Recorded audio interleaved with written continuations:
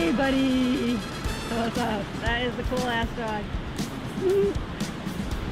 All right, there they go. It's windy and probably not worth it, but we did drive around a lot, so out of stubbornness, At Solaris 542. Paddling going on. Oh, it's a choppy day. Yeah, it was a mess that day.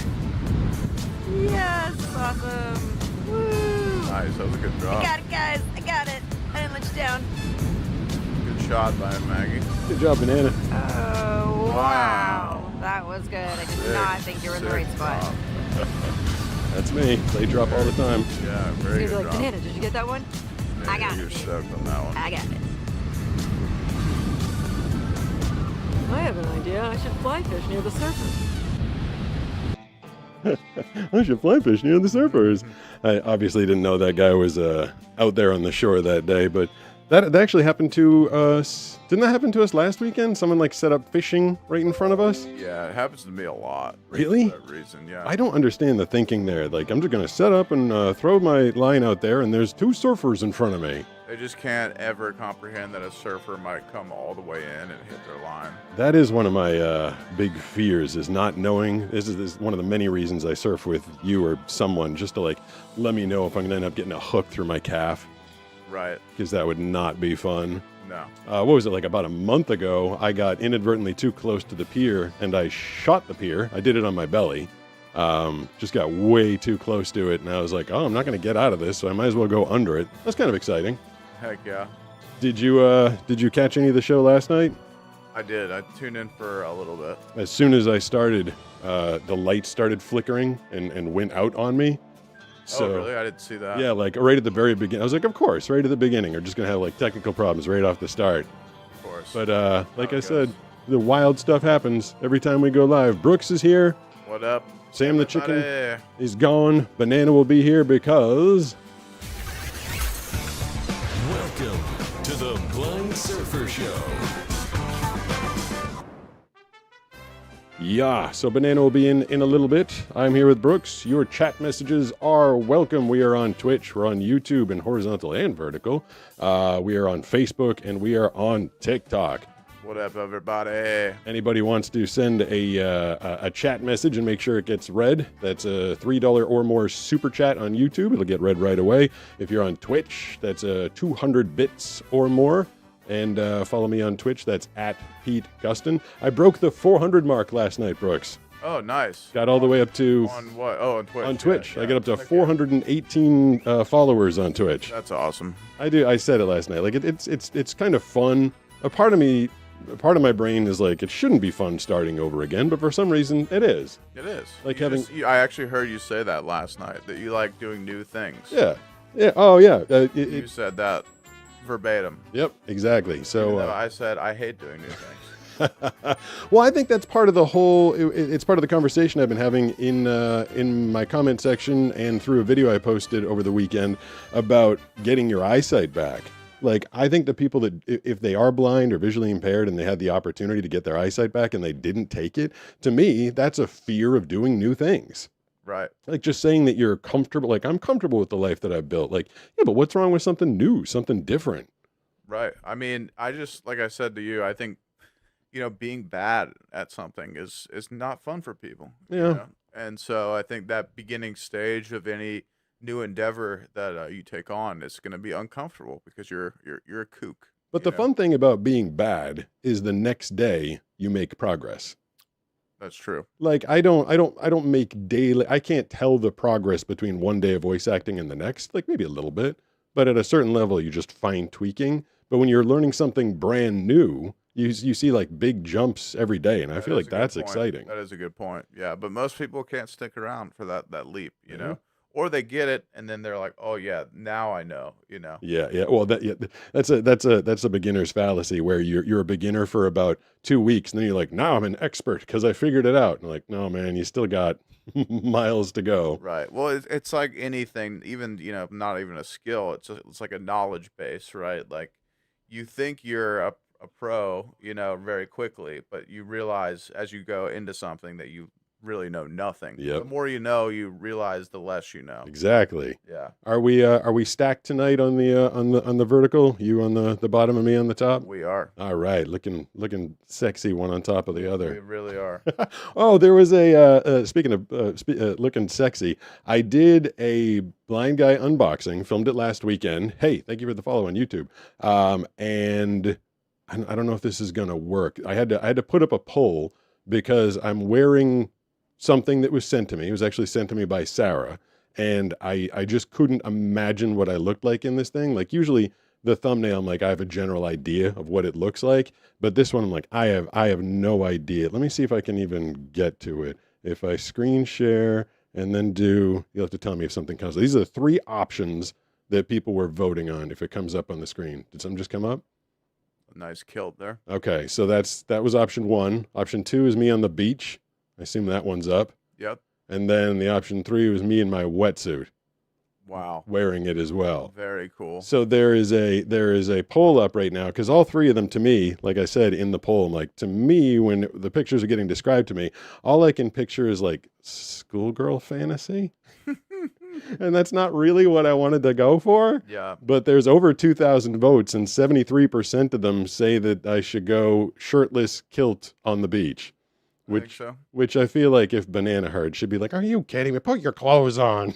Probably. I don't know if she would like that one. No, but that's going to be the unboxing coming this weekend. Realize there's nothing to be scared. There's nothing to be scared. That's that's So Jenny. And Joni BC Jenny, said, the "Good chat evening, lady. all." Good evening, all. What are you gonna say, Brooks? I was just Dang gonna say, Fangle so true. 420 Oh, notice it was the skirt rolling on the floor laughing emoji. it's not a skirt. It's a kilt. At Rira4978 said, "Hello everyone." Hello, Good to everyone. Hey, Good to see you all. Rumor. Well, for me, good to hear you all. So yeah, if you guys want to chat, I will pot those up from time to time. Does anybody know what I mean when I say pot those up? It's an old radio term. I've never heard that. Okay. These sliders over here are technically called potentiometers. Is that And really the name? yeah, it's a potential. Potentiometer? Yeah. That's so cool. So you're turning up the volume, you're potentiating the sound, and it's a Okay. potentiometer. And Potentiometer. it was first assigned to dials. Technically, a dial is more of an accurate potentiometer, but the sliders as well are potentiometers. And in radio, like for years and years and years, like way before I got into it, like back in the 50s and 60s, you hear like old hosts be like, "Hey, pot up the guest. That's a super chat coming at you."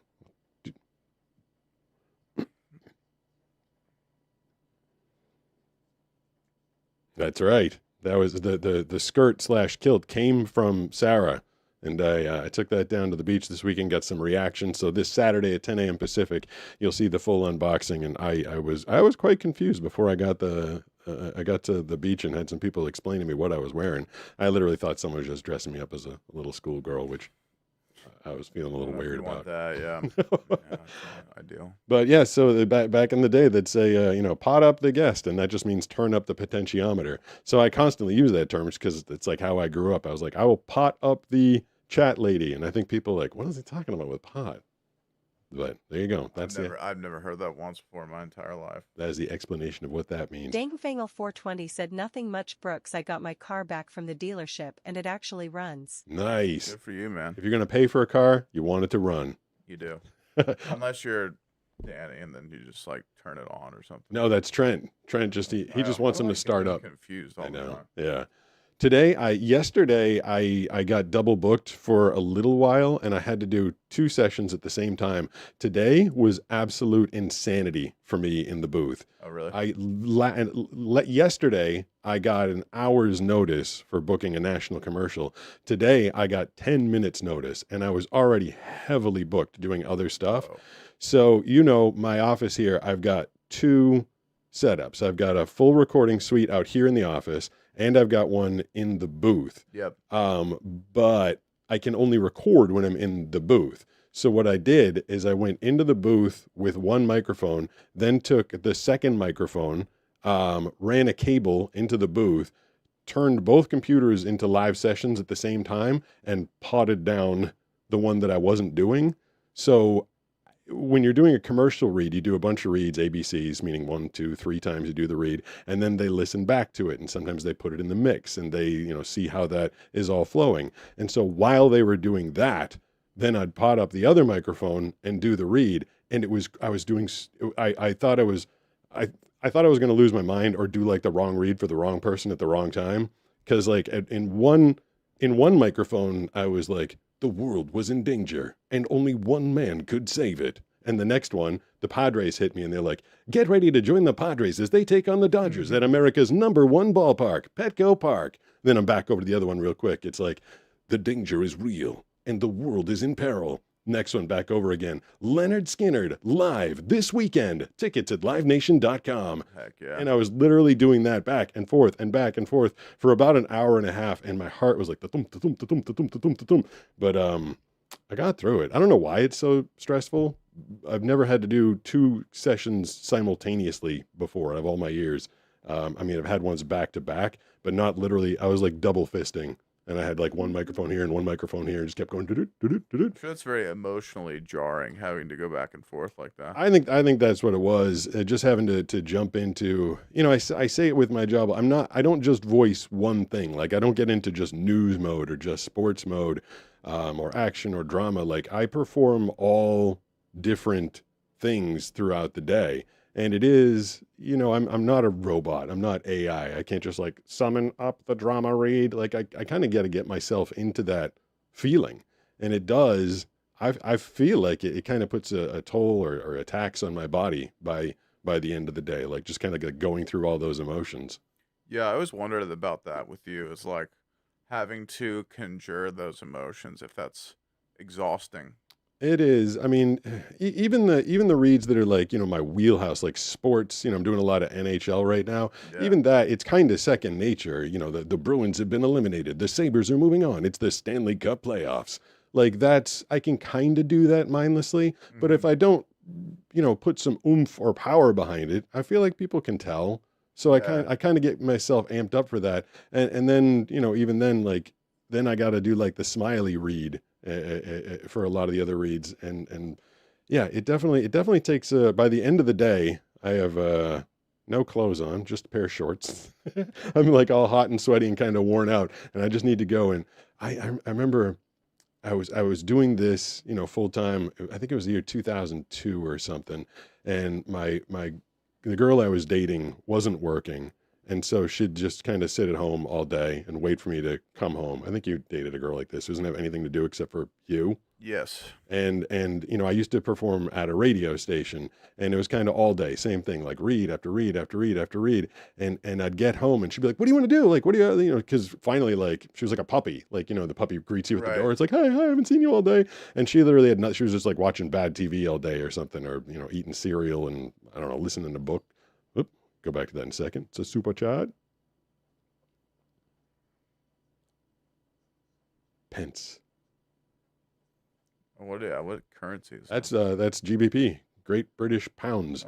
It's actually, I think they're up about 25% right now. So $4.99 GBP would be about $6 American. Hey, good super chat. Hey, thank you very much. I appreciate that. I love that they have pence. I don't know. We have cents and they have pence. I love that. But yeah, so I would come home. Thank you for the super chat, by the way. I really appreciate that. Thanks for making Superdog's head appear between me and Brooks. I think that's what happens when we super chat.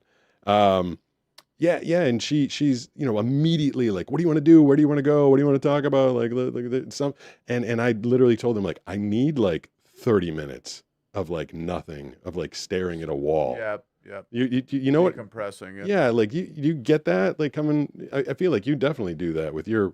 Or you need to with your work, right? Somewhat. I mean, I think for me, it's I'm kind of like you, where I'm kind of on all the time. Yeah. And so for me, it's more about like I'll just get a message from someone who's mad at me at like 7:30 p.m. That's fun. And then it just pulls me out of whatever I'm doing, and then I'm like in a bad mood. That's more of the version I have to deal with. It's just someone be like, "Hey, I saw this thing's wrong. I hate you." Yeah. And I'm like, eating dinner, Right. Yeah. And so then I have to be like, oh, and then I just have to, let it go. But yeah, kind of similar in a way. For me, and I told her like the 15th time I came home, and she was like happy puppying me, which is great. You want someone to be happy when you come home, but I couldn't go from performing all day to then like jumping into like, let's go for a walk, let's go down to the pool. Like, Yeah. I just needed to like sit in like the bathroom and stare at the wall or something. Not think and Exactly. not feel, And yeah. she got so sad. Like she didn't take it well. She was like, so you'd rather do nothing than see me? I'm like, not the way you're saying it, but like I kind of just need a moment to myself. Yeah, when I worked restaurant, that was a really intense version of that, where like you're having to talk to people all day. Oh yeah. Put on a face. You're kind of having to act in a way, and so when you get home, you're just like, no one talk to me. I want to be alone. I don't want to say anything to anyone. I don't want to interact. So yeah, I definitely experienced that with that. It kind of reminds me of something. I know we mentioned his name a bit, but Hassan got in trouble for saying this one time, that being a streamer is harder than a normal job, and his rationalization for that was saying, like when you are, a streamer of his kind of caliber, and you're doing it 8 hours a day, Yeah. and you're talking to a chat, and you're reacting to videos and all that kind of stuff all day long. Yeah. That is extremely soul sucking, which he got a lot of hate for, right? Well, it's because he chose to do 8 hours of soul-sucking politics talk. But I would say that if you're having to do what we're doing for 8 hours a day, Yeah. that's pretty brutal. Like especially if a lot of people don't like you. You know what I mean? I can't imagine. I would never, ever, ever. We've talked about this before. Like, I feel like I could easily. I've already got a base of a ton of followers. I Yeah. feel like if I started being controversial or talking or something like that, I feel like I could instantly get into, because the algorithm loves controversy. But I wouldn't want to live with myself if I went to bed. I have a 99.4% thumbs up on my videos, which I think is an outrageously high number. Crazy, yeah. If my ratio was like 50-50, meaning half the people literally hated my videos, I don't think I could live with that. No. Yeah, imagine just waking up every day and Knowing the world hates you. Blind turtle. I like that name.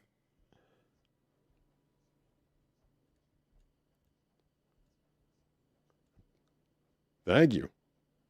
I'm glad I was able to help. Sorry you lost your vision in one eye. That blows. I like blind turtle. That kind of conjures a That fun. is pretty cool. Fun. I think Banana's favorite animal might be a turtle. Oh, really? We have a lot of turtle statues and paintings and stuff in the house. Right in front of the powder room downstairs is a turtle painting, and then there's like little statue. The very last thing I ever bought Banana on my own in person, it was probably 5 years ago. I grabbed my cane. I walked with Superdog from here all the way down to the village, and I went to the souvenir shop to go shopping, which is, I had barely just enough vision to do that back then. Now I wouldn't be able to do any sort of shopping, but I found my way to the souvenir shop, which is next to the ice cream shop next to Norte. You know what I'm talking about? Yeah. And I walked in there and I knew they had little figurines, and I picked up all the figurines and I felt them all, and I found one that was a penguin. It was little. It fit like in the palm of my hand. And I purchased that, and I walked all the way home with it and wrapped it up for her for Christmas. And that was the last time that I went out in-person shopping. Now, at Christmas time, I do all my shopping on Amazon, and I try and buy her clothes, and I will either listen to the description of the clothing on audio description, or lately, I will, like this past Christmas, I used ChatGPT, the live describe feature. I'm like, hey, Sam, describe that sweater to me. And then, if it sounds like it might be a cool sweater, that's how I do my Christmas shopping for Banana. You're really rolling the dice. Kinda, yeah. Has it worked out? She's usually pretty happy with this stuff. Okay. I usually get her a couple banana themed things, something. I usually try and pick a brand name that she knows, and I don't think she's returning. Either she's happy with it all, or she's just a really good gift receiver and doesn't tell me that she hates it. Right. She's actually returning all of it. Exactly. At Just Spank said, "Hey y'all, Hey y'all, what's going on? here's to happy chat tonight." Happy chat tonight. Happy chat. Do you At have that one Daytona said, "Rip Kyle Loftus." who's Kyle Loftus and what I happened don't to know him? who that is. I don't either. I can look it up. At Just Spank said, "You Rip Kyle." Yeah, well, they apparently know who it is. That is the chat. Are you horizontal and vertical tonight, Brooks? Yes. Are you? How was our roll of the dice on the vertical? Did we get thousands and thousands or tens and tens tonight? on the vertical feed? Tens and tens. That's the last night. That's crazy. Last night on the vertical was like, hey, we love you. We're gonna feed you to all sorts of people. And tonight it just gets a little quiet. That's okay. It's weird, man. Anybody there, if you want to go, I always try and get the party started over on Twitch. That's at Pete Gustin. One of these days, my new goal before the summer, is it two? It might be before the summer is over. I'd like to get 1,000 followers on Twitch. I'm at 418 right now. That'd be cool. I think that's achievable. You think I can get 582 before September? Oh yeah, I mean, definitely. so it starts to generally with social media, it does start to steamroll once one thing starts to take off. Then it kind of they keep feeding you and feeding you and feeding you. So we shall see. Banana this afternoon, she was right outside my window doing a bunch of woodworking. She's making some sort of contraption out there. I don't know what it is. And I posted about metal shop class. I told you last time you were here, the guy that melted my hand with the soldering iron. But I did. Did you do wood class in junior high school or middle school? Well, yes, I did. Okay, because that's different than shop. Yeah. Because you asked me this the other day. Yeah. And we considered wood class shop class. Oh, okay. Yeah, and we had the classic teacher who had cut his thumb off in class. Wait, he'd actually done that? Yeah, we had the classic guy who had cut part of What? his thumb off at least in front of a bunch of students and Oh. spread blood everywhere. And, Oh my God! You know, like yeah. in front of like the classmates that you knew, like it happened with Yeah, him? it was like a couple years before. Oh, brutal! We also, I was telling this story the other night. I don't think it was to you, but we also, the middle school I went to was, I don't know if you know the classic story about Michael Jordan, how he got cut from his middle school basketball team. Yeah. He went to my middle school. He did. Yeah. God, everything's from North Carolina. Yeah, he grew up in Wilmington. And the coach who cut him from the team still worked at my school when I was there. And this same coach who had cut Michael Jordan from the basketball team had also shot his toe off with a shotgun What? so that he didn't have to go to the Vietnam War. He did it on purpose? Yes. And it worked? And it worked, yeah. But he walked with a limp, obviously. Oh my God. So this guy, he lived his life toeless and also with the knowledge that he had cut Michael Jordan. Michael Jordan used that guy for inspiration and like S-talked him. His Hall of Fame induction speech, he like S-talked that guy. Oh yeah. And I mean, that guy's life was, what I'm trying to get at is this guy's life was just terrible, full of regret. I bet. How many toes did he shoot off? I mean, it might have been multiple, but he could not walk right. Oh And man. he was just a red-faced, chubby old man, just very, it was just sad. And after I learned later that he was the guy who cut Michael Jordan, I was like, wow, this guy's life is just terrible. Yeah, when you're most known for your biggest F up, that's kind of rough. Like his Yeah, obituary would be yeah. like the guy that cut Michael Jordan. But also the guy that shot his toe off so he didn't have to go to the war. Yeah, double whammy of loserness. What a loser. Totally. But Banana had me think she was out there like using some bandsaw and cutting stuff up. And I remembered in 7th grade wood class, they automatically, because my eyesight was already pretty bad at that point. I always knew, basically from, I don't know, maybe the time I was 10, I knew I'd never be able to drive. I'd never have eyesight good enough to pass the driver's eyesight test. So even in 7th and 8th grade, my eyesight was pretty terrible. And immediately, the only class that I ever was given a pass on was geography. And that was in 7th grade. And I did almost the whole geography class, but every time they did a test where they gave you a blank map and you had to fill in which states were which or which countries were which, I didn't have to do that because I couldn't see that at all. That was the only class I had to skip. So in wood, the assignment, I remember the Christmas assignment was we had to make a sled.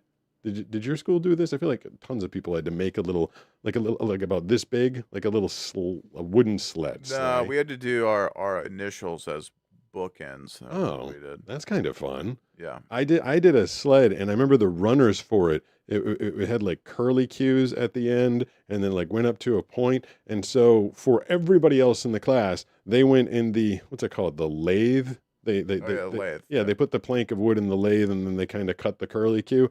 Mhm. And the school or the town, they had like a meeting about like the legally blind kid being in wood class. They had a meeting just about you. Yeah, because it was like a liability or safety I issue. mean, that makes sense. Yeah, but so they just told me, day one, I walked into the class with everybody else, and everybody was learning how to use the machines.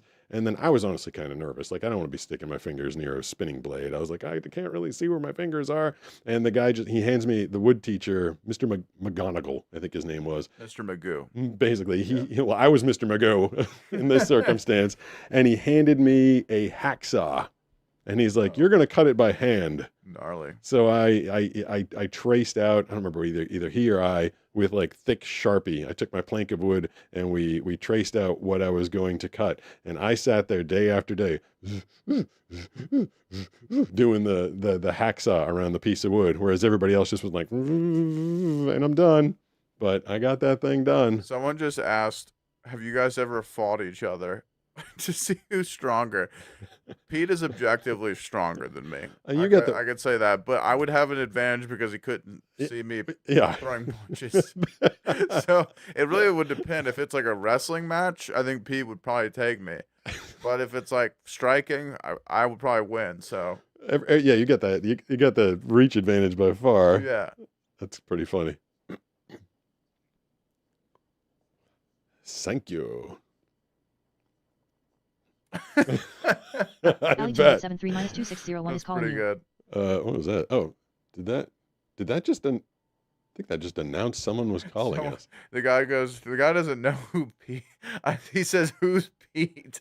Who said that? First of all, the guy who asked if we've ever fought. He asked who's Pete? Yeah, first of all, he said my money's on the guy on the bottom, which is me. And then he Okay. says, who's Pete? Street rules. So I can just kick you in the nuts. You would just fall to the ground. I guess. If I can survive the first punch. Yeah, then you're good. That would be the problem. I mean, I studied non-Chuan Kung Fu. I mean, everything ends up basically most street fights end up in a grapple anyway. Yeah. But you have to take the first punch. And taking the first punch is so much harder than people think. Oh, it's brutal. It is not like being in the movies. I remember we were doing, have I told this story before? I've never been punched in the face so hard in my life than I was by a former linebacker for the Los Angeles Rams. Oh, that's kind of cool, I guess. I was in Boston. I was studying Kung Fu, non-Chuan Kung Fu with short fists. It was like close proximity. I had just enough vision to kind of see what was going on. Like I couldn't make out the person I was fighting, but I could see like the outline at the time. And we were doing point contact, meaning like I got a point. Like you had to get through like sparring. Yeah, you had to like get through their defenses, Yeah. do something kind of fool them, make them block the wrong way. And we had the helmets, the soft helmets on, we had the gloves on. But literally you just make contact. And so this new guy shows up, and I didn't find out until later. I mean, he was massive. Like you see someone that plays or played in the NFL, you're like, whoa, you're like a different species. Like those dudes are huge. Yeah, they're mutants. Yeah, totally. And this guy, he shows up. I'm like, oh man, this dude's massive. I was like, okay. And he wanted to learn how to do Kung Fu. And he puts on the gear, and my instructor, I think because I was like the longest studied person there, he's like, all right, work with him. And so we're literally I'm just like, you just get a point. So I put up my blocking stance, like with my two fists in front of me. Yeah. And he looks at it and he's like, I can punch right through those two fists, which really isn't the point. Like it's not supposed to be a thing of, thanks for the follow, not supposed to be a thing of strength, but I got like this gap between my two gloves, and he just winds up, punches right between my two fists, separates them, gets me right in the nose. And the next thing I knew, I was sitting. I think I sat down, or I just fell to my ass or something. But I had apparently been there for a little while. Did you have a helmet on or anything? I did, but there was no your cage. head probably like went boom. Yeah. Yeah. And I was completely out of it. And the guy, he was kind of S-talking me. He's like, I got through first hit. Look at that. Didn't even do it. Good for you, dude. I was like, yeah, man, that's not the point. It's supposed to be point contact, like 1 point, 2 point. And he completely, and at that point, I hadn't become a full-time voice actor yet, but I was trying to get into voice acting, and he'd caught me like right in the nose. Oof. And I realized at that moment, I'm like, that could have broken my nose. Yeah.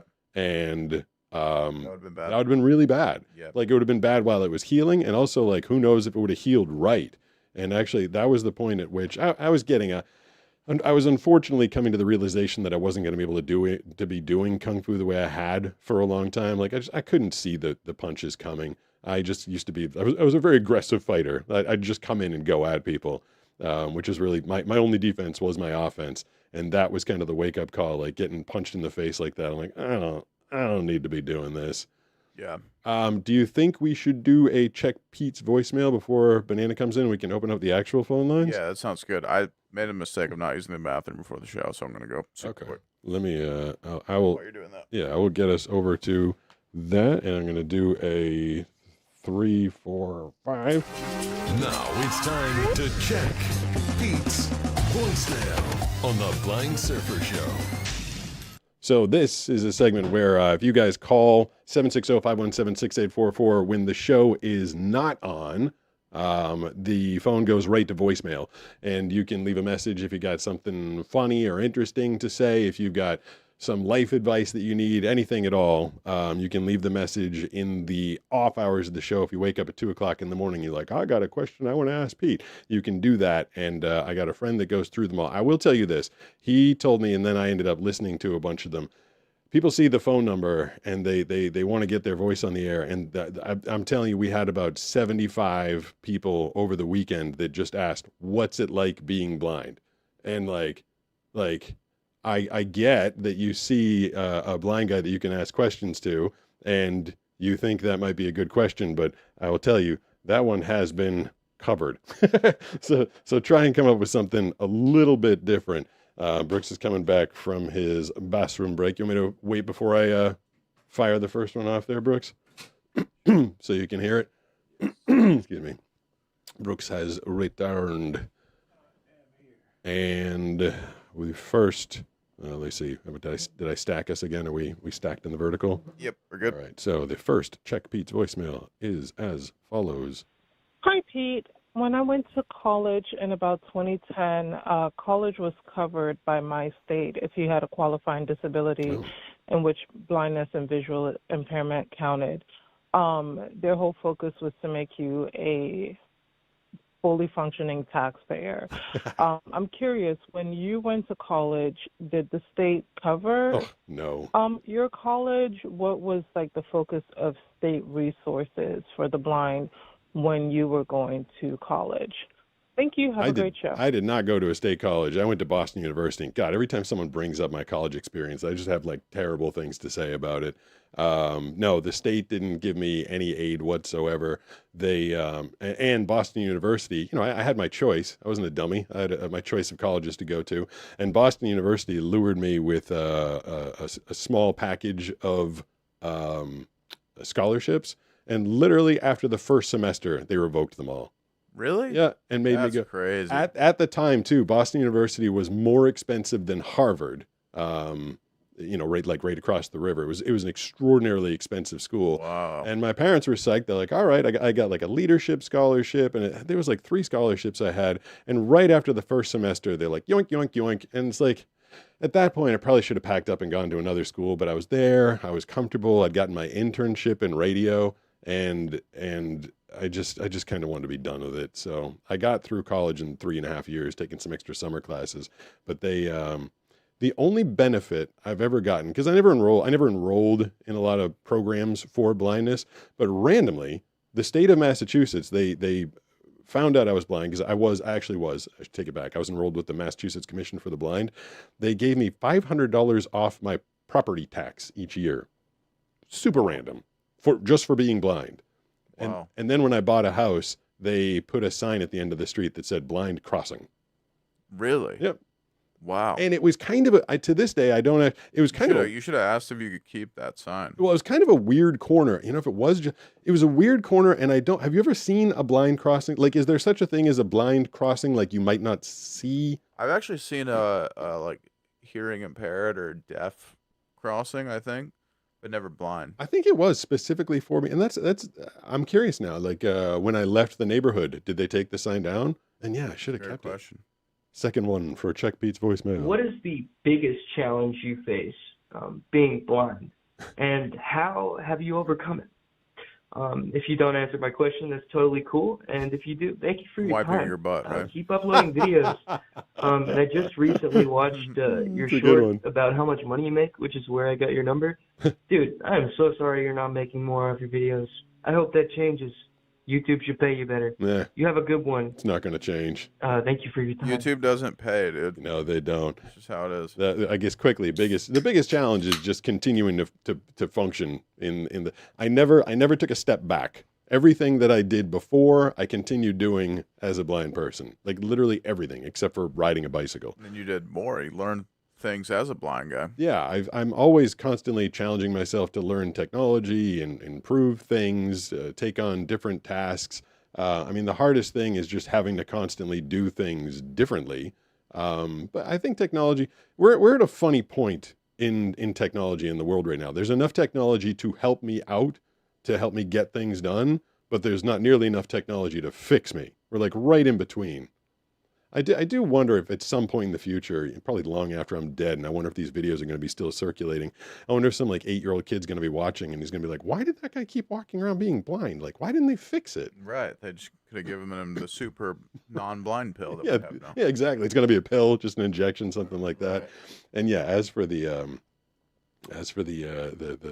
many cents that I make doing these videos, I mean, I guess we've kind of covered that to death. But I learned from Casey Neistat when I filmed with him that first of all, it didn't used to be shorts, so it was all long, and it was much easier to monetize long. And I guess there was a decent split. I guess it started like 60-40, like the creator kept 60%, and then it was 40 for the YouTube, and now I guess it's the exact opposite of that. But you know, it's all about like social, like YouTube gets people, all the platforms get people to create because of, what's the word I'm looking for? Social, like clout. Mm-hmm. Like people are creating for clout instead of cash. Yeah. These days. And then it's like they don't figure out the business plan first. They're just like, if I get a lot of followers, I'll have clout and I'll Right. have followers. Yes. And then I'll be rich. And it's like there's like a South Park episode with the underwear gnomes where they're trying to figure out, they like steal underwear and they think it's going to get them rich, but they don't. There's like an A and a C, but there's not a B part of their plan. Right. Like, we steal underwear and then blank, and then we make money. And it's like there's this middle part where all the YouTubers have to figure it out, which Right. is Yeah. how do you monetize if you can't monetize your videos? And so you do courses and merch and that kind of stuff. Good old merch. Mm-hmm. Hey, it's Kenneth. I think he. How did I find you? Like, oddly, I found you through, or you found me through social found media. you, actually. Yeah. Mm-hmm. You saw me on social media and wanted to drone film and do a documentary. I encountered Josh just by like, I needed a surf coach.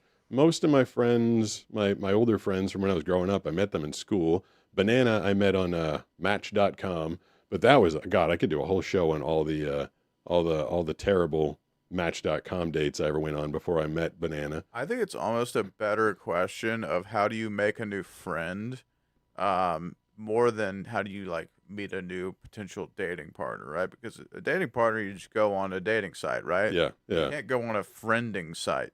There's no like friendship website. They You know do. what I They mean? actually do have friend meetups, like out here in San Diego. Yeah, Banana yeah, almost went. There's like a hiking meetup or Yeah, they something have like like that. activity meetups. Yeah, and, yeah. and that can help, right? And they do have like a version of Bumble that is for friendship that I know some people use, and there's a version for networking and that type of thing. But a friendship is different. I feel like you can't really go on. I mean, you can go on a friend date, but it's kind of a weird. Yeah, then you end up thing. in a rest stop bathroom together. And Yeah, you're like, right. That's not what I meant. Right.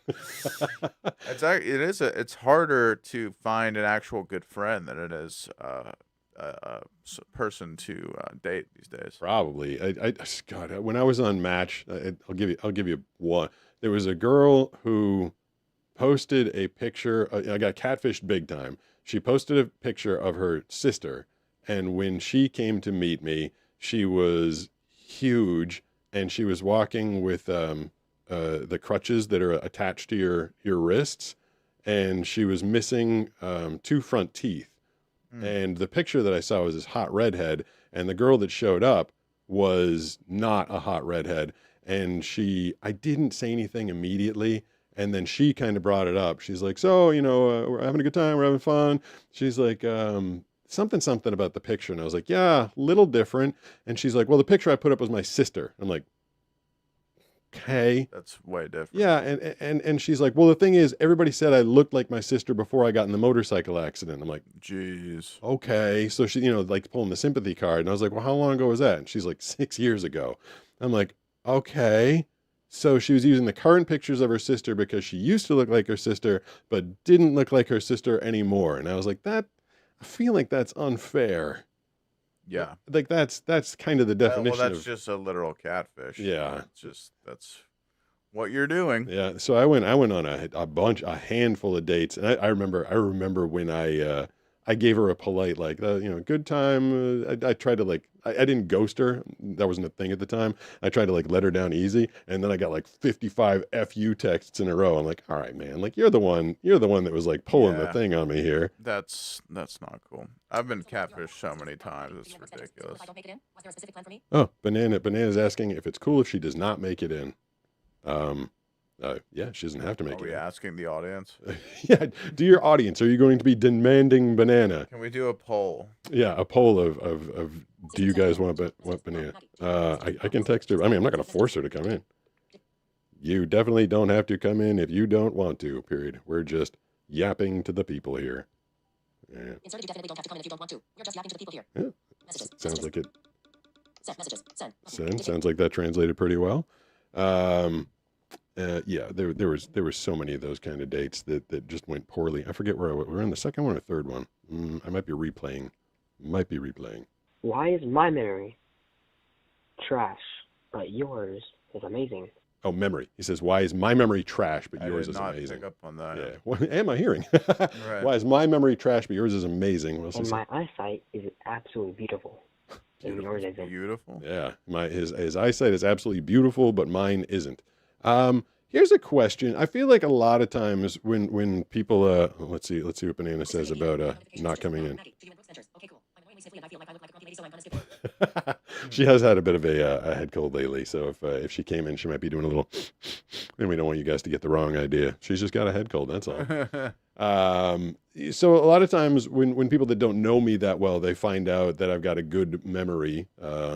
Or sometimes when it's posted online, they'll say, well, you're not getting the visual input. You only have to remember what you hear. What are your thoughts on that, Brooks? Do you think memory works that way? I think for me, I guess it kind of depends. I mean, I do remember a lot of what people say. So I think I do remember a lot of audio. Yeah. I think actually I'm more of a audio learner than I am a visual learner. Because there's definitely things... or memory-wise, right? There's things that'll happen that I don't remember happened or, I don't remember seeing. And I think maybe it's also because my attention span is weird. I'm not I feel like I'm paying attention to my own internal monologue a lot. Yeah. But I'm also, listening. So I think I miss a lot visually. So I think it kind of depends on the person, right? I remember what people say, kind of like you. Yeah, I feel like if I had the vision, it's not like I've got a finite amount of memory space in my brain. You'll never fill up your whole brain with memory. So it's not like if I had the video and the audio, or vision and hearing, I don't feel like the video would be pushing the audio out of my head. I actually feel like it might be mildly helpful if I could at least remember what I was seeing while I was talking. Yeah, I think that's I use the visual as a reference point, and then I can kind of piece together what I heard. Yeah, I don't know why. I mean, that's an interesting question. I think visual memory is more fleeting. I do feel like you have certain RAM for in your brain for visual memories. I feel like as I get older, I am forgetting things that happened to me when I was younger, at least visual things. Yeah. Because I just have so much in my head that I can't remember exactly what happened to me when I was in third grade. I have very distinct little mini memories. Yep. But maybe when I was in fifth grade, I could have told you everything that happened to me in third grade. Probably. You know what I mean? I just wonder if he's somewhere in the multiverse, if there's a Pete who is exactly like me, except he has good eyesight. would he have the same recall ability that I do? I feel like you are so good at recalling what people say because that's all you have to focus on. Yeah, right? yeah, and it's also my job as well. I guess. I mean, I don't.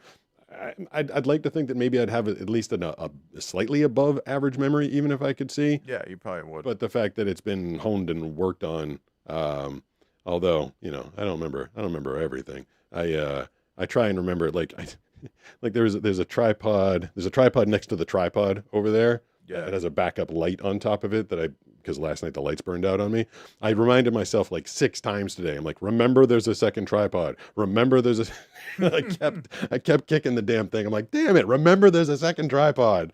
So I don't remember everything, just mostly everything. Going through check Pete's voicemail, see if we've got a couple more. I work at a sex shop and sex shop. He works in a sex shop. Okay. I That sounds really weird. collection of toys. So You guys hearing this? He has a collection of toys. Okay. I don't use them. I just have them. So if you just don't know collects what to do with them, Yeah. I'm just saying, man, I'm right here. Call me. Oh, What? I could. That is in reference to the video I posted on Saturday, probably, where I posted no one ever saw it. It was in the box, but someone sent me a gigantically large toy, and I asked the question, "What am I supposed to do with all these?" And he's graciously offering to take them off my hands. Yeah.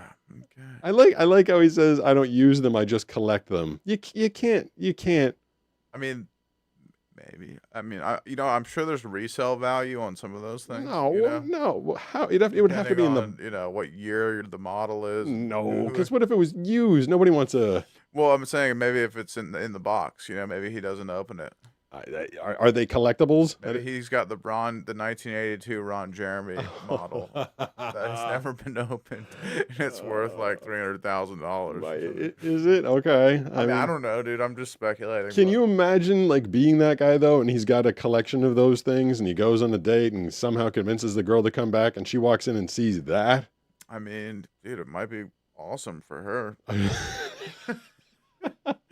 I think it just depends on the girl, but yeah, pretty weird caller. Yeah. Weird sounding caller. Sorry, caller, if you're listening, but I mean, it's just a weird hobby. Can I tell a story I've never told on air before, since we're going along those lines? Let's go. So the house I bought, the last house I bought in the Boston area before I moved here was a divorced couple, and the woman had been living in the home for any number of months without the husband. They were separated. She was living in the house, and they'd hired a handyman by the name of Lenny, and he was clearing out the house for me. And on the last day, he is carrying out trash bags, big giant 33-gallon, the big hefty bags, and he's laughing. This is a story I told Banana on maybe our first or second date, and she didn't believe me. She thought I was lying. 2 years later, I had hired Lenny to come and do some work for me, and he verified the story. She's like, I can't believe this is a true story. So he's got a 33-gallon trash bag full of something, and he's just laughing. I'm like, what's going on, Lenny? And he's like, it's just all toys, if you know what I mean. And I was like, how many of them are up there? And he's like, a lot. Like a lot of them are up there, and he's just carrying them out and they were all out of the box. Assumedly they'd all been used, possibly, and it was just like walk-in closets full of the things.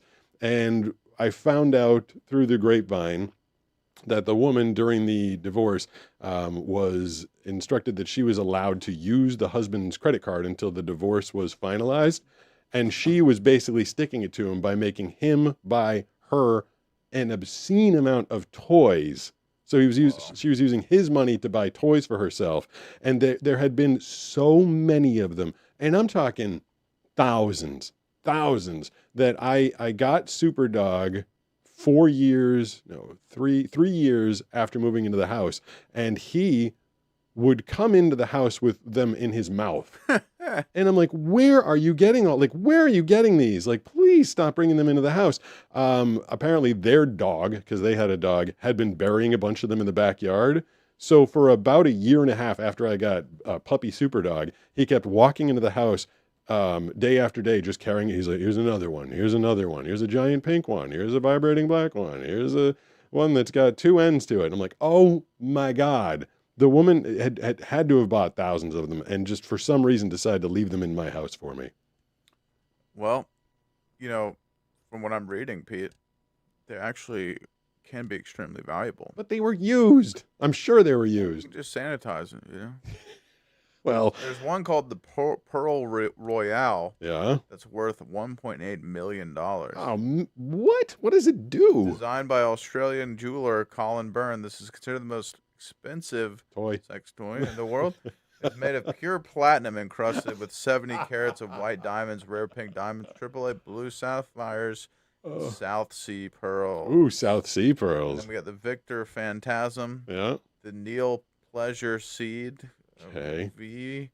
Lilo Inez. What website are you on? Google. Okay. Is this Google AI just telling you the most valuable ones in the world? They're like made of gold and platinum and stuff. Okay.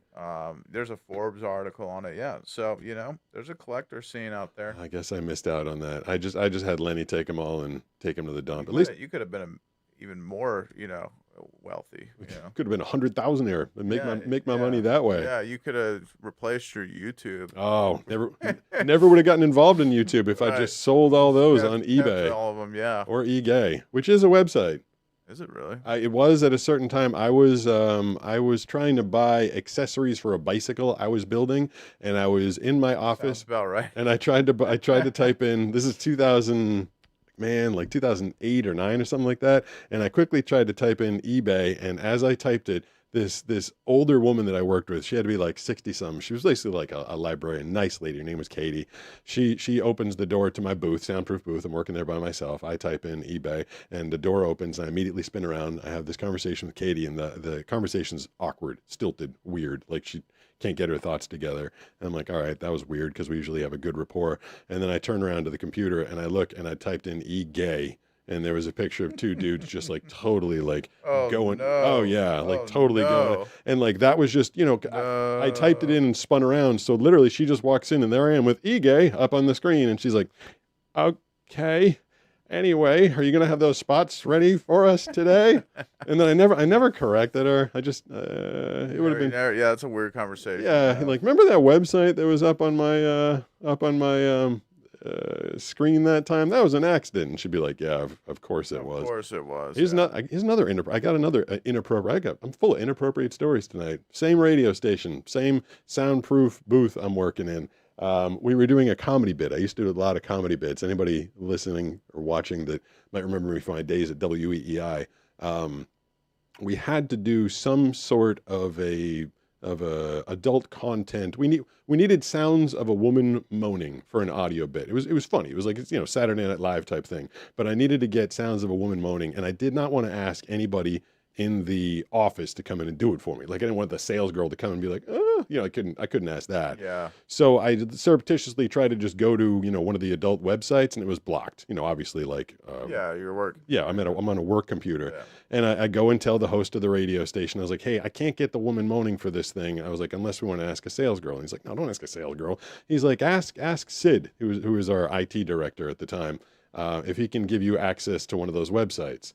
And I'm like, all right, Sid's like this, 50-year-old nice dude, IT guy. And I asked him and he's like, well, I can't just unblock it. I have to run it by the general manager. And so I go back to my house. I'm like, listen, I don't want to ask the general manager if I can go to a porn site in the middle of the day just to get some audio for you. And he's like, do it. So the general manager was this really nice lady by the name of Julie. And so Julie tells Sid to give me access to the porn website. But in order to make sure I wasn't misusing it, had to come into the room with me. Oh, okay. And so it's me and my boss's boss, Julie, sitting in my soundproof room together. Recording. Yep. Going through different videos because I had to find the exact right type of, it had to be like almost exaggerated moaning. And it probably took about 15 minutes of going through videos. I'm like, that one doesn't work. No, that one doesn't work. It was the most uncomfortable 15 to 20 minutes of my life. But I hope it was worth the comedy that we got done. I mean, you got the sound effect, right? I did get the sound effect, but it was a long way to get there. I think we got one. Banana would kill me if she was here tonight. She's like, why are you telling all these stories? One more check Pete's voicemail. Hi, Pete. My name is Lexi. I'm the winner of the microphone that you gave away. And Oh, I want to thank I remember you. Lexi. The microphone has brought me so much joy, Cool. and we've been Nice. able to use it a lot. Cool. And thank you so much for your Super Dog stickers and your autograph. Oh, did I send an Thanks. autograph? Bye-bye now. Well, Lexi, I'm glad you're getting some. Honestly, I kind of I wasn't sure who was going to be using a pro level. So a while ago, one of my rare You'd think that an audio company would be like a long-term sponsor of mine. You'd think. You know, being me, you'd think someone would. The company Audix, they got on board for a hot minute, and they did set me up with this microphone and Brooks's microphone. They're nice mics. Yeah, they are. It's perfect for podcasting. So it's the Audix PDX 720 Signature Series, and what I did is I let people write a script for me. I don't know if you remember this. It was like 3 years ago. And I had people, whichever script got the most likes, I performed that for the next video, and the person that wrote the script that everybody liked got to win one of these microphones. And this microphone is like $800, and I kind of expected the person expected the winner to just like sell it and maybe make $700 or something like that. But it sounds like she's using it to create something, so I'm glad she got a little something out of it. Yeah.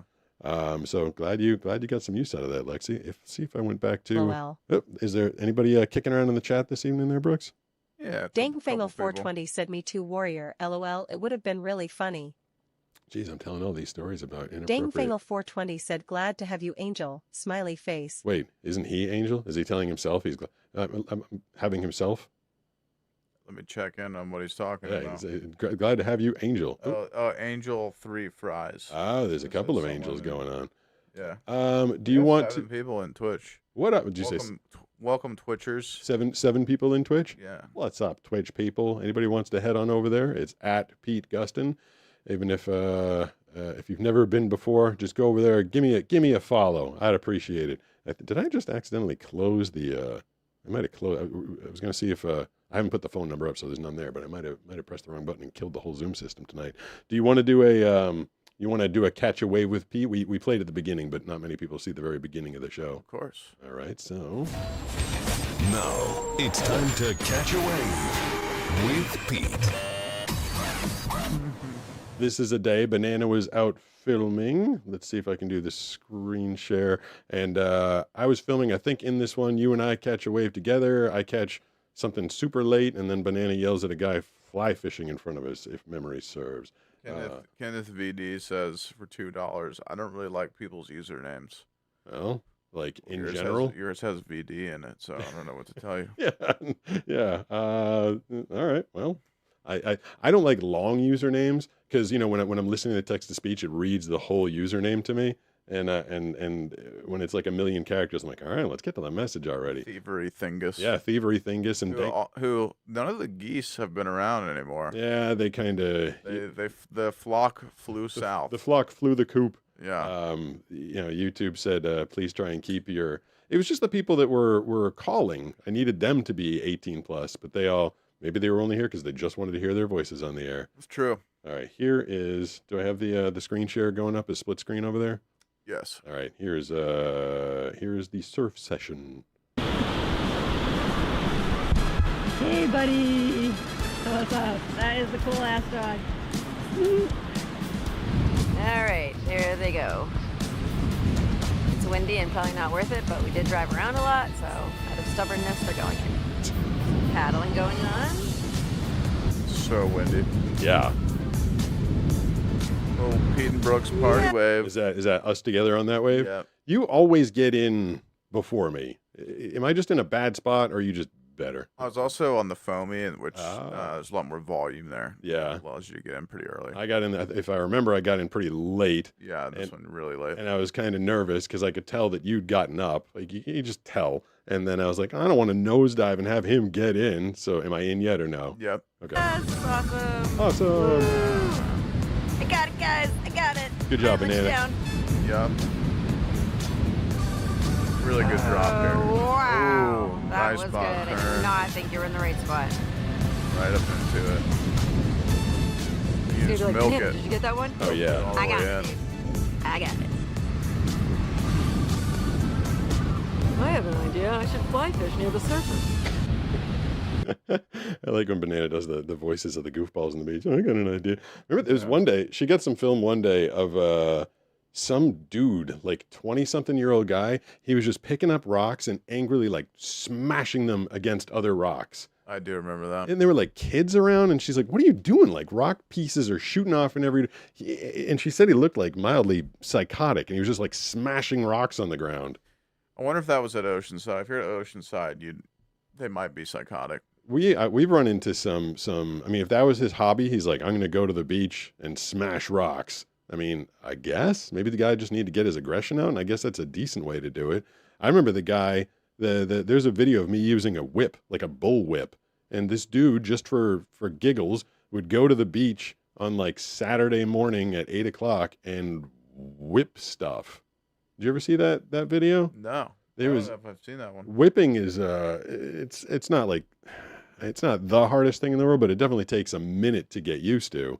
And I did it right the first couple of times. Then I was like getting cocky with it, and I snapped it at the wrong time, and it caught me on the inside of my bicep, and it gave me like a welt like you wouldn't believe. Oof. Like getting it because his whip was like a real like Indiana Jones style whip, and it gave me these just giant welts. I was like, oh wow, this thing is serious. So I mean, there's a lot of interesting hobbies out there. How are we on time this evening? 6:58. Oh wow, I feel like that was an exceptionally fast hour. Really quick, yeah. Should we take a couple phone calls? Sure. All right. Did I manage to put the number up on the screen? Yep. All right. So deal is you got to be 18 plus. We're going to take some phone calls, talk to you guys, see what's up. But please be 18 plus. Calling 760-517-6844. 58 minutes in. First caller of the evening. Who's this? Hi, Pete. It's Joni. Hey, Joni. What's going on? Oh, not much. Just looking forward to getting out to California next week. Should be nice out here. But I had a question. Sure. Okay, about the NHL player names. Yeah. So, do you do what the rest of us do and listen to videos where the players say their name yes, so that you can get it? That's exactly what I do. And then I try. It's hard because I work for the NHL and I work for the NFL, and I have to have so many player names in my head that even sometimes I know that I'm like, oh, I've already heard this one. I know I've done it, but I need to go get a refresher. But yeah, my YouTube search is full of just like random Eastern Bloc hockey players. So they probably think that I've got a very interesting set of interests on YouTube. But yeah, it's exactly what I do. Because that's the only way I could ever think to do it. And it's like, I mean, hey, I was born in Cleveland, so I knew a lot of Polish families with a lot of interesting names. Yeah. But even still, it's kind of like there are times when I'm just like, I have no idea how this is pronounced. I feel like I'm being punished today. The video that I posted today, if you guys haven't seen it and that Joni's talking about, is I'm doing voiceovers for the NHL, and there's just so many really complicated names. And the last guy's name was Radek Faksa, Faksa. And the video that I posted, Brooks, it has a 96% retention rate. Wow. Which means everybody that's watching it is getting 96% of the way through it. Usually when you have a video that does that well, that's the recipe for like viral, because the platform is like, okay, everybody wants to watch this video. They're going to watch the whole thing.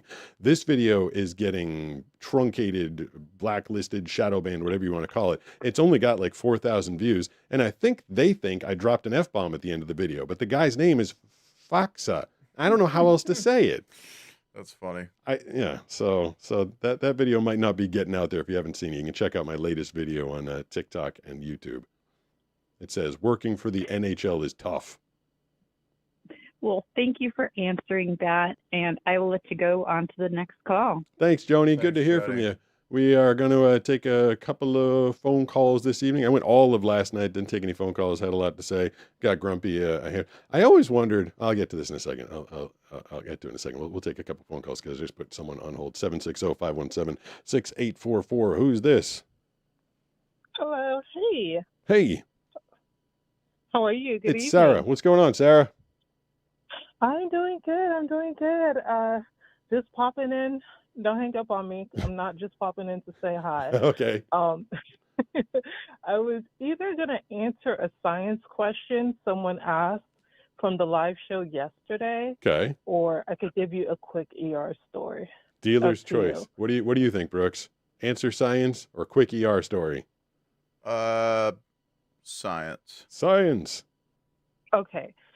So someone asked a question yesterday that seemed really, really crazy, but it's a rare genetic condition that makes it not so crazy. So someone asked about being blind, not being able to feel, like not feeling full, something like that. Oh, yes. Do you remember that? Yeah, someone And asked you me if thought it like was being super blind. ridiculous. Yeah, they're like, because you're blind, do you not get full fast? There is an extremely rare use case for that. Okay. And actually, it actually affects me.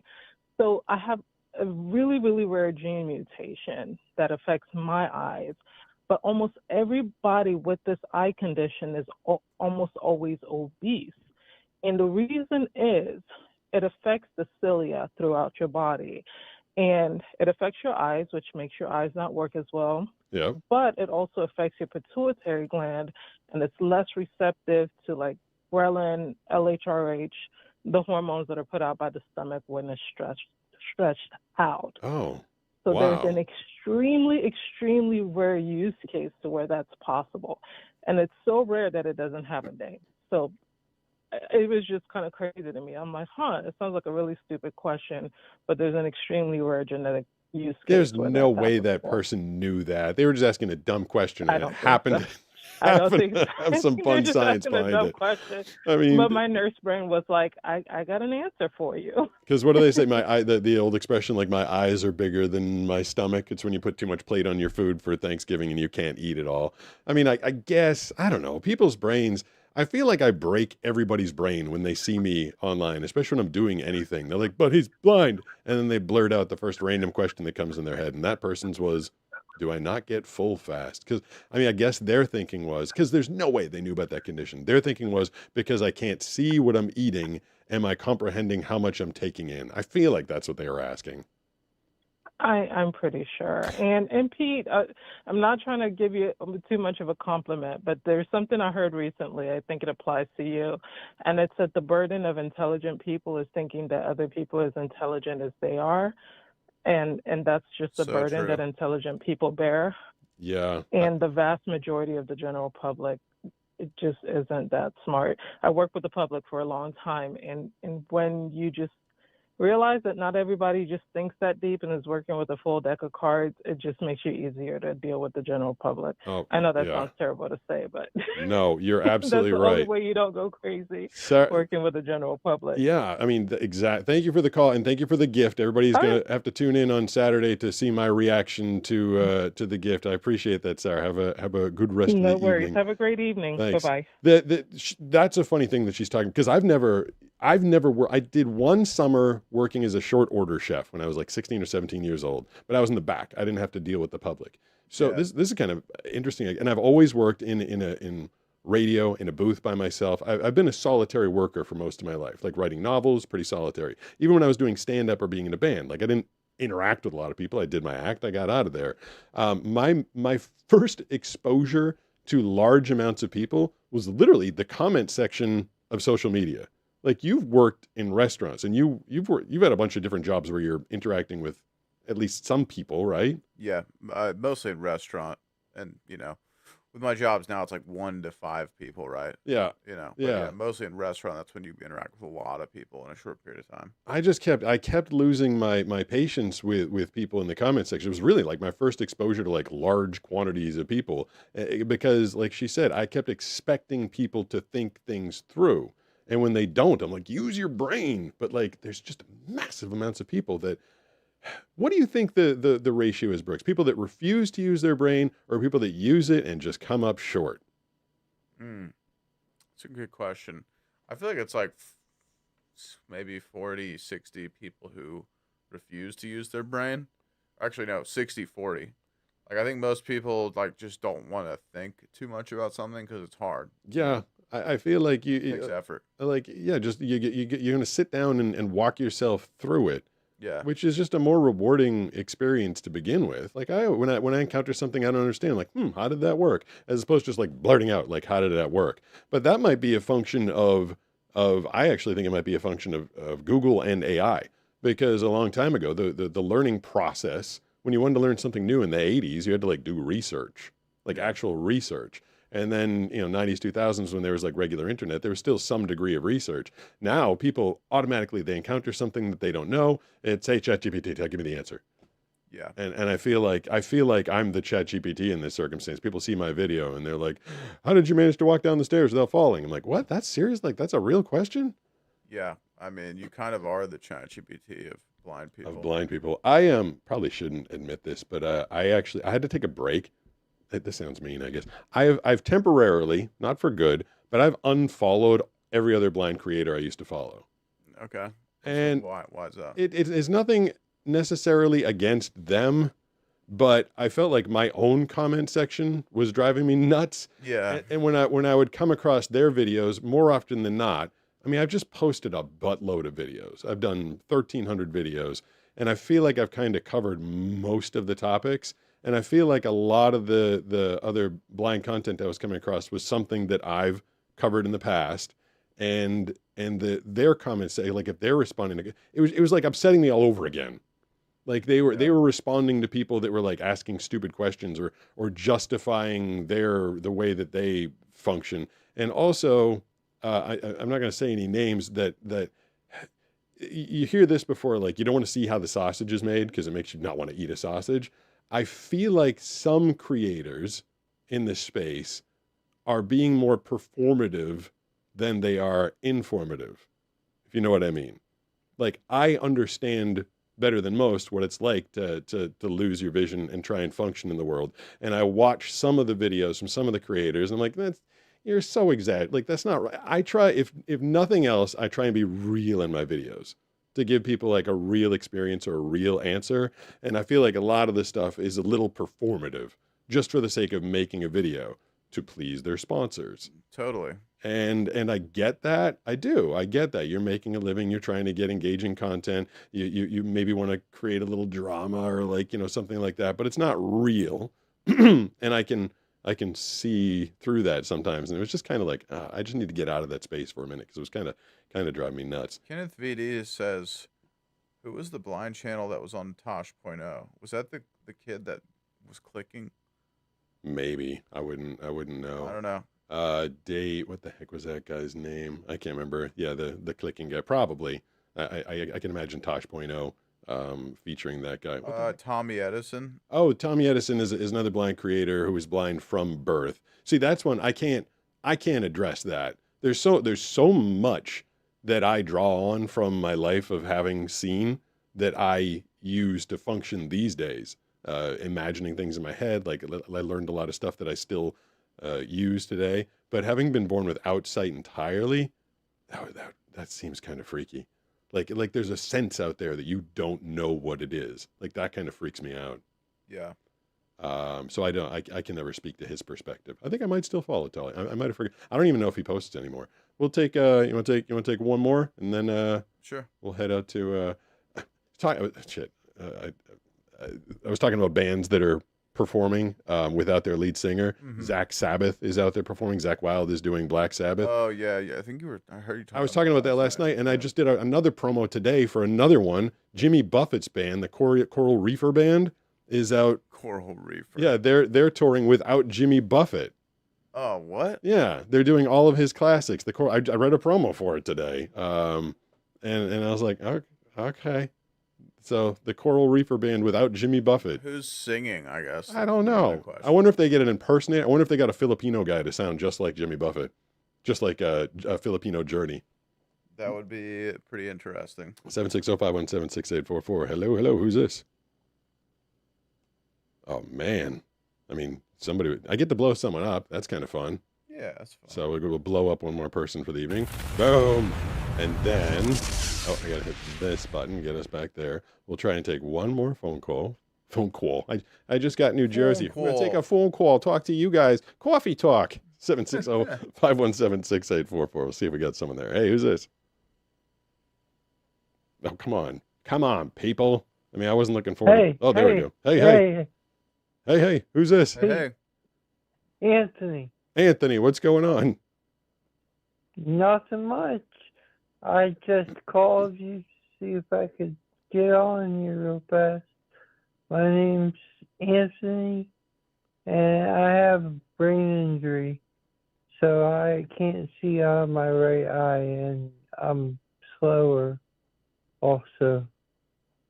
Well, don't say slow. I'd say deliberate. That's a better word for it. You're a deliberate speaker. You enunciate. Yeah, I appreciate that. What else is going on tonight? Deliberate. Yeah. What does that mean? It's a euphemism for slow. It means you're doing things with purpose, intentionally. You're taking care with your words.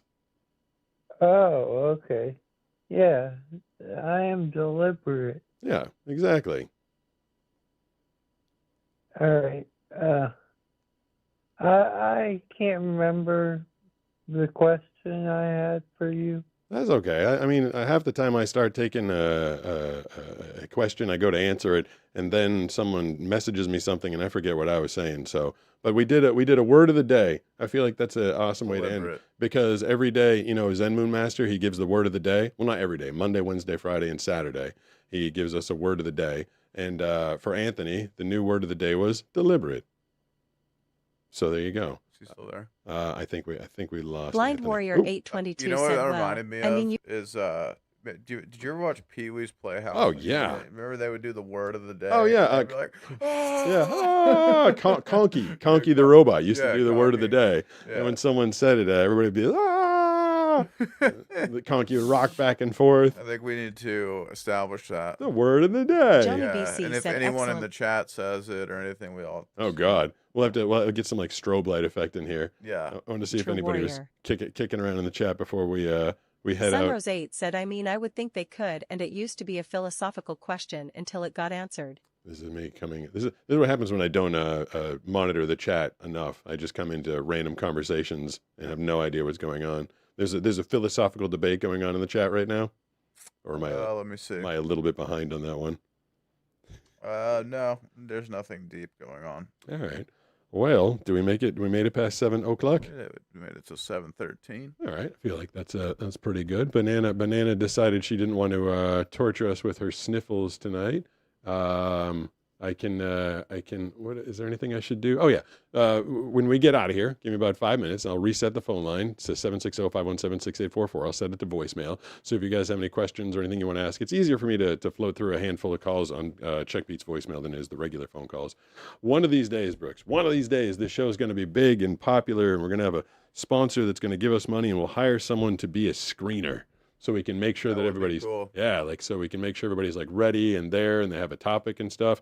Right now, I've asked Sam the Chicken to screen. He's not good at it, but until then, Check Pete's voicemail is a fantastic way to get through. So, like I said, 5 minutes after, I'm gonna die. I'm not gonna make it. After the show is over, you can dial the phone number, leave the messages. We'll have someone go through those and answer the best ones. Is there anything I'm forgetting? I don't think so. All right. Well, what's tomorrow's video gonna be? I don't remember what I'm posting for tomorrow. I guess you guys just have to tune in and find out. I'm sure it will be awesome. And then I'll be back next Tuesday. And then Banana may or may not appear next Wednesday. Brooks may or may not appear. Sam the Chicken will be around probably. But until then, make sure to head on over to Twitch so you can get those daily notifications of when I'm going to be going live. That's at Pete Gustin on Twitch.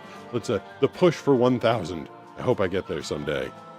And we'll get there. Until next time, thank you everybody for watching.